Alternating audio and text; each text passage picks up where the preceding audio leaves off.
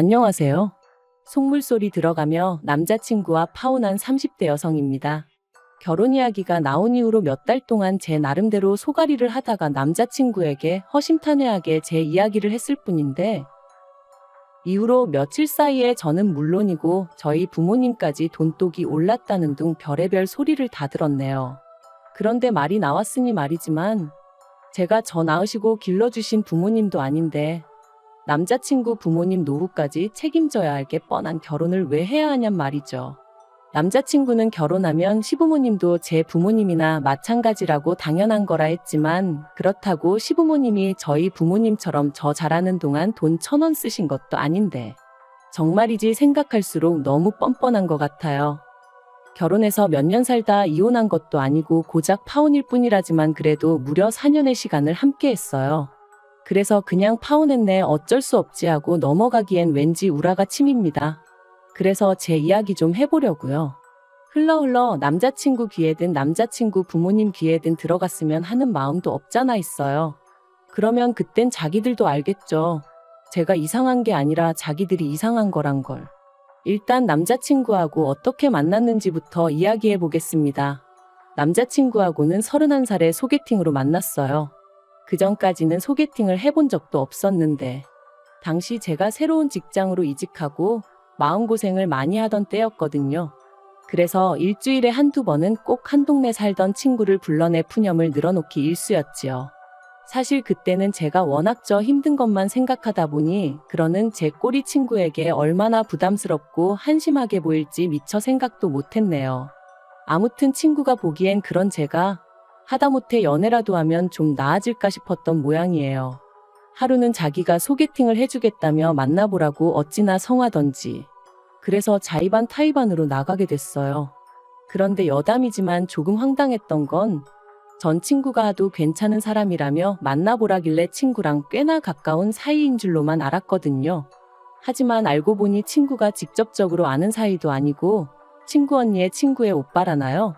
친구 말로는 조금이라도 더 좋은 사람을 소개해주고 싶어서 자기가 수소문을 한 거였다대요. 하지만 어찌됐건 간에 그렇게 만난 남자친구랑 저는 처음부터 잘 맞았어요. 당시 저는 거북이를 한 마리 키우고 있었는데 남자친구가 거북이에 대해서 어찌나 해박한 지식을 뽐내던지.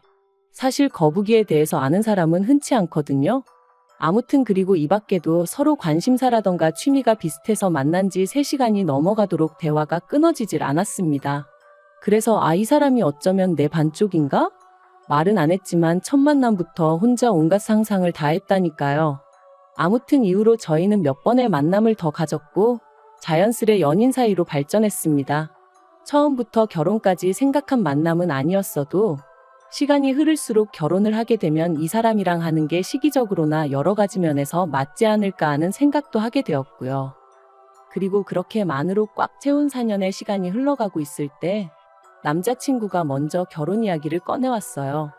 남자친구는 저보다 4살이 더 많았으니 아무래도 저보다 마음이 급했던 거겠죠. 하지만 저는 남자친구를 좋아하는 마음과는 별개로 결혼을 서두르고 싶은 마음은 없었습니다. 저에게는 결혼과 출산은 뗄래야 뗄 수 없는 것이었기에 결혼을 한다는 건 임신과 출산을 한다는 걸 의미했고, 그런 생각을 할 때마다 회사에 돌아왔을 때 내 자리가 있을까 하는 불안감을 떨쳐낼 수가 없었거든요. 하지만 남편은 자기나 저나 1살이라도 젊을 때 결혼해 안정적인 가정을 꾸리는 게 좋다며, 애도 너무 늦게 낳으면 애한테나 저희한테나 좋을 게 없다.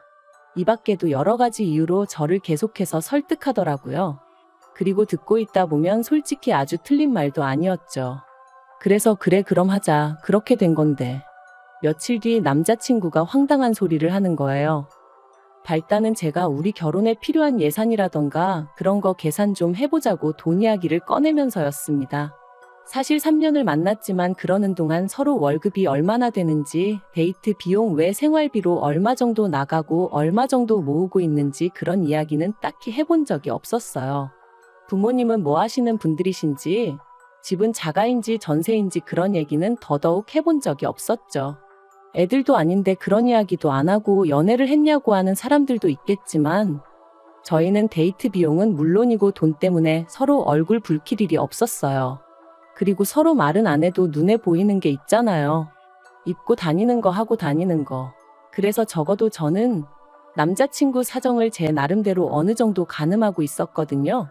지금 생각해보면 그것부터가 실수였지만. 아무튼 그 당시에는 제 눈에 보이는 상황만을 너무 믿기도 했고, 한편으론 아무리 남자친구고 여자친구고 해도 굳이 그런 걸 다 알고 알려주고 해야 할 이유가 있을까 싶었네요. 남자친구는 몇 번이나 말하기를 주저하는 눈치였고, 그럴수록 저는 그냥 넘어갈 수가 없었습니다. 그래서 그러지 말고 솔직히 얘기해달라. 나도 오빠가 재벌집 아들이라곤 생각 안 한다면서 웃었죠. 하지만 남자친구의 대답을 듣고 나니 저는 더 이상 웃을 수만은 없었습니다. 알고 보니 주식에 코인까지 하고 있었던 데다가 혼자 살면서 나가는 생활비, 그리고 저한테 말은 못했는데 저랑 연애하는 동안 보이스피싱도 당했었다는 거예요. 그리고는 한참을 쭈뼛거리더니 한다는 소리가 2천만 원 모았답니다. 참고로 당시 남자친구는 직장생활 10년 차였거든요. 그래서 더더욱 생각지 못한 액수의 정말이지, 처음엔 제가 뭘 잘못 들은 줄 알고 제 귀를 의심했다니까요. 그러나 이게 다가 아니었어요. 그나마 그 2천만 원도 통장에 따로 현찰로 딱 있는 게 아니고, 혼자 살 집을 구하면서 전세 보증금을 대출을 받았는데 그 대출 중 갚은 돈이 2천만 원이란 소리였거든요. 정말이지 어이가 없고 기도 안 차대요. 오죽하면 저도 모르게 돈을 그거밖에 못 모았는데 프로포즈를 한 거냐 소리가 다 나오더라니까요. 저는 남자친구더러 그러면 결혼한다고 하면 부모님께서 도와주실 생각은 있으신 거냐 물었습니다. 솔직히 2천만 원이 꽤나 충격적이다 보니 말을 조심해서 한다던가 돌려서 말할 여유가 없었어요. 그랬더니 남자친구 말이 그것도 좀 힘들 것 같답니다. 그리고는 하는 얘기가, 남자친구가 대학에 들어가고 얼마 지나지 않아 아버님 어머님이 이혼을 하셨는데, 이후로 아버님은 옥탑방 하나 구해서 혼자 살고 계시고, 어머님은 이모님 댁에 얹혀 살고 계시다고요. 그리고 어머님이 아마 1억 정도 가지고 계실 텐데 자기는 그 돈 달라고는 죽어도 못한답니다.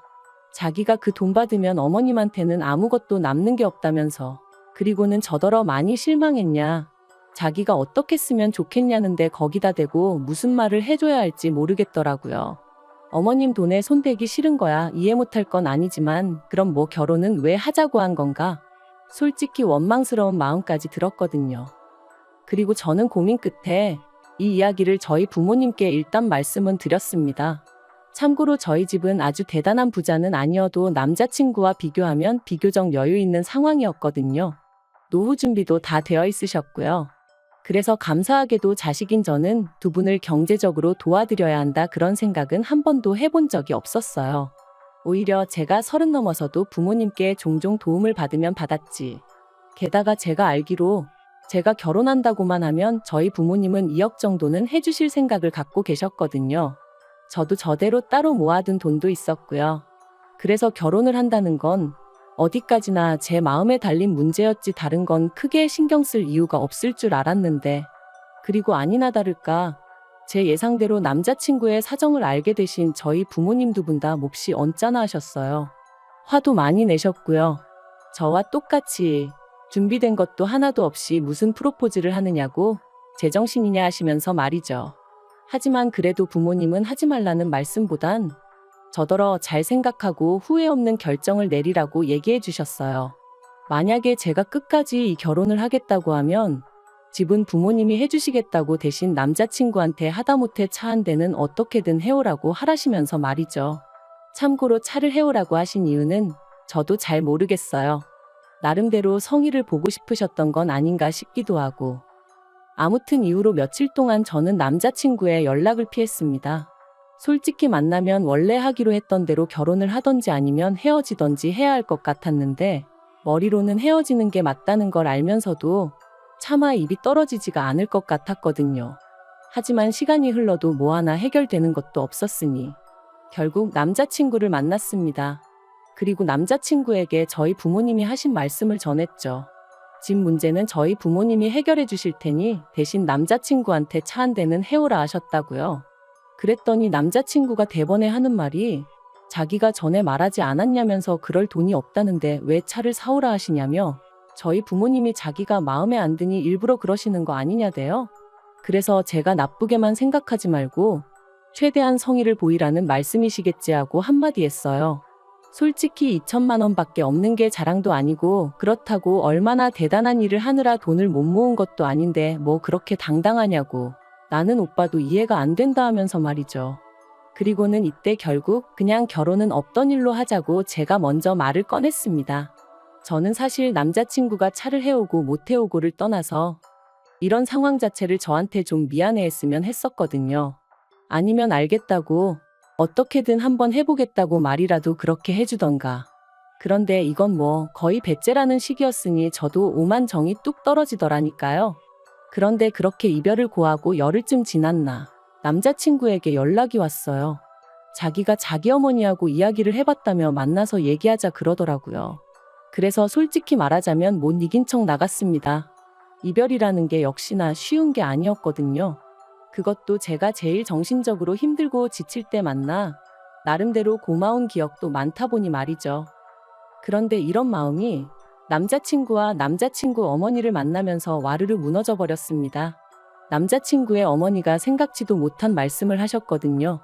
제가 카페에 도착했을 땐 남자친구와 남자친구 어머니가 먼저 나와 있었는데 저더러 왔냐 고생했다 그런 말은커녕 앉으라는 말도 없이 본론만 얘기하자 하시더니 저희 집에서 해준다는 집이 어디에 있는 얼마짜리냐 뭐 그런 걸 물어보시대요. 뿐만 아니라 집은 뭐 공동명의로 해주시는 거냐고요. 당혹스러웠지만 제가 그런 건 저는 잘 모르니 저희 부모님하고 이야기를 해보시는 게 좋겠다 했어요. 그랬더니 어머님 말씀이 뭐 어찌되든 상관없다면서 저희 집에서 해오라는 차는 당신이 사줄 거니 걱정하지 말랍니다. 다만 저희 쪽이 얼마나 대단한 집이라고 그런 조건을 다는 건지 모르겠다는 식으로 말씀을 하시는데 여러 가지로 생각이 많아지더라고요. 하지만 거기서 끝이 아니었어요. 어머님을 만나 뵌 지 한 일주일쯤 지났을 때였습니다. 그 사이 남자친구도 저희 부모님께 인사를 드렸고 그래서 이제 슬슬 부모님들끼리 만날 일정을 잡으려던 차였죠. 그런데 남자친구가 먼저 할 이야기가 있다더니 어머님이 이모님 집에서 나오셔야 될 것 같다는 거예요. 이모님 딸이 사정이 생겨 이모님 집에 들어와 살게 되었는데 그 일로 어머님이 그 집에 있기가 어려워지셨다나요?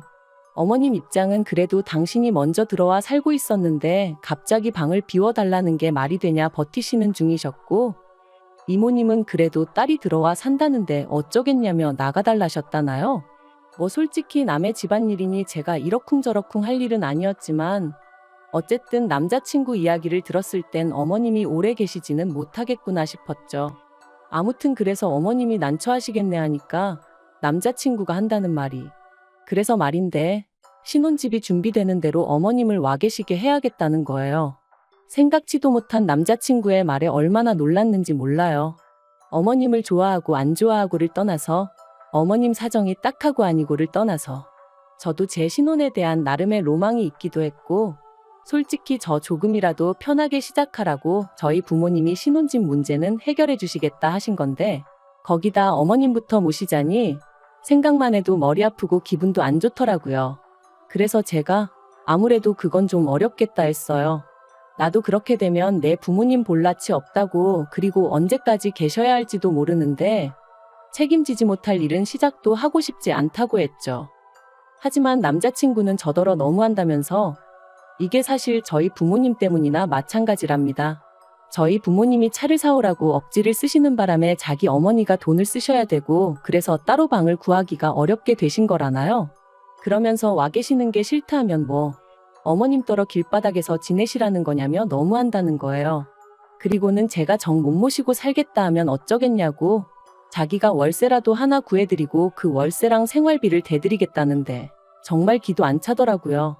그래서 남자친구한테 양심도 없냐고 뻔뻔하다 그래버렸어요. 그랬더니 저더러 말을 왜 그따위로 하냐면서 그러니까 돈 없다는데 왜 꾸역꾸역 차라도 사오라는 거냐며 저랑 저희 부모님이 못되고 이상한 거랍니다. 솔직히 집 사줄 능력이 되면 기왕 해주는 김에 차도 한 대 사줄 수 있는 거 아니냐고. 그게 아니면 차는 저랑 자기랑 결혼하고 나서 할부로 사고 같이 갚아나갈 수도 있는 거 아니냐며 말이죠. 그리고 저는 그런 남자친구가 어이없는 건 물론이고 괘씸한 생각까지 들대요. 그래서 우리 부모님이 무슨 자선사업가냐고 소리를 질렀습니다. 우리 부모님이 집을 해주신다는데 차 정도는 말씀하실 수도 있는 거 아니냐. 그리고 정 어려울 것 같으면 차라리 어렵다 미안하다 하지 왜 억지를 쓰냐면서요. 그러니까 남자친구가 저희 부모님도 그렇고 저도 그렇고 사위 될 사람 남편 될 사람 자존심이니 인격이니 그런 건 안중에도 없는가 보답니다. 그리고는 저더러 그렇게 살지 말라길래 저도 질세라 너야말로 거지근성 버리고 네 엄마랑 알콩달콩 재미지게 살라 했죠. 그리고 그렇게 저희는 두 번째 파혼을 감행했고 이때는 처음과 달리 뭐 좋았던 기억이고 뭐고 생각나는 것도 없었어요. 오히려 곰곰이 곱씹을수록 재수없고 날 얼마나 호구로 봤으면 집 해오는 김에 차도 해오라는 헛소리를 할 수가 있나 싶고 하지만 이미 파혼한 마당에 쫓아가서 뭐라 하는 것도 웃기고 그래서 솔직히 넘어지면 콱코나 깨져라 그런 생각만 하고 있었는데 한 두 달 정도 지났나 또 연락이 왔습니다. 한다는 말이 자기가 그냥 다 잘못했다면서 자기 좀 받아주면 안 되겠냐 그러더라고요. 자기가 곰곰이 생각해봤는데 자기 인생에서 저 같은 여자는 또 못 만날 것 같다면서 자기가 잠깐 눈에 뭐가 씌었었나 보다고 저만 원하면 어머님하고도 연락 끊고 살겠다나요? 제가 됐다고 멀쩡한 모자 사이 갈라놓았다고 욕먹을 일 있냐 관심 없다 했습니다. 그리고 남자친구가 말한 것처럼 저도 똑같이 말해줬어요. 곰곰이 생각해보니까 나야말로 하마터면 내 인생에서 제일 잘못된 결정을 내릴 뻔했다고 너랑 헤어진 건 정말 신의 한 수였다고 말이죠. 그랬더니 찌질한 남자친구가 하는 말이 여자가 한 남자랑 4년이나 사귀었으면 그거 결혼한 거나 마찬가지라고 그러니까 어차피 저는 자기 아니면 누구와도 결혼 못할 거라나요? 아니 지랑 나랑 동거를 했나 뭘 했나 기도 안 차서 두고 보라고 했네요. 솔직히 남자친구랑 파혼하는 과정의 기도 너무 빨리고 말 그대로 있는 대로 진이 빠져서 당분간 연애니 결혼이니 그런 쪽으론 요만큼도 의지가 없어요. 그래도 저 하나 사랑하는 마음은 진짜라 믿었기에 친정 부모님한테 그렇게 손까지 벌려가며 어떻게든 한 가정을 이루고 같이 잘 살아보려고 했건만 무능력한 건 둘째치고 욕심만 사나워가지고 손해는 조금도 안 보려고 하고 생각할수록 괘씸할 뿐이네요. 아무튼 이제 다 끝났고 이렇게 속 시원하게 욕도 했으니 지금부터는 이름 석자도 있겠습니다.